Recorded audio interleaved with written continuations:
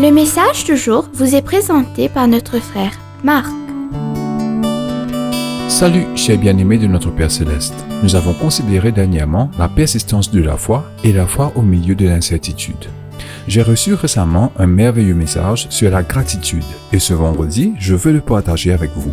Que le Seigneur nous bénisse tous. Bien-aimés, la gratitude développe votre foi quand les temps sont difficiles, quand les choses n'ont pas de sens, quand vous n'arrivez pas à comprendre, quand vos prières sont sans réponse, quand la vie perd son parfum, quand tout va hors de contrôle. Bien-aimés, n'importe qui peut remercier Dieu pour les bonnes choses. Mais quand vous pouvez remercier Dieu, même dans des mauvaises situations, votre foi s'accroît et vos racines spirituelles s'appliquent. À son époque ou génération, le prophète Habakkuk traversait des temps difficiles. Il a dit, bien que le figuier ne bourgeonne pas et qu'il n'y ait pas de raisin sur les vignes, bien que la récolte des olives soit mauvaise et que les champs ne produisent pas de nourriture, bien qu'il n'y ait pas de moutons dans l'enclos et pas de bétail dans les étables, toutefois, je veux me réjouir en l'Éternel. Je veux me réjouir dans le Dieu de mon salut. Habakkuk chapitre 3 versets 17 à 18. Habakkuk ne remerciait pas Dieu pour toutes les choses qui avaient mal tourné dans sa vie. Alors, quelle était la cause de sa gratitude? Je me réjouirai dans le Seigneur. Je me réjouirai dans mon Dieu, mon Sauveur. En gros, il disait, même tout le reste se dégrade dans ma vie, je peux être reconnaissant parce que le Seigneur est mon Sauveur. Il me retirera de cette situation. Je passerai à travers. Je ne suis pas seul. Il ne m'a pas abandonné. Je remercierai toujours Dieu.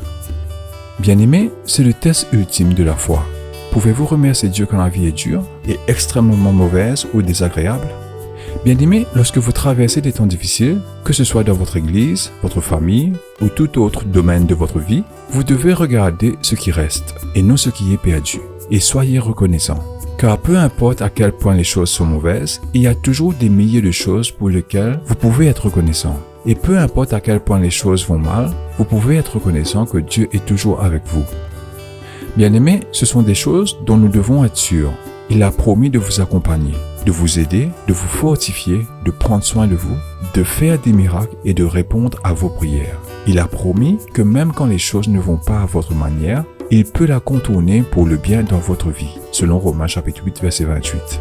Alors bien-aimés, faites-lui confiance et laissez votre cœur être rempli de gratitude. Ce dimanche, vous pouvez lui déverser votre âme en adorant et en louant son nom. Profitez de votre week-end avec vos proches. Que Dieu vous bénisse tous. Nous nous reverrons lundi. Au revoir.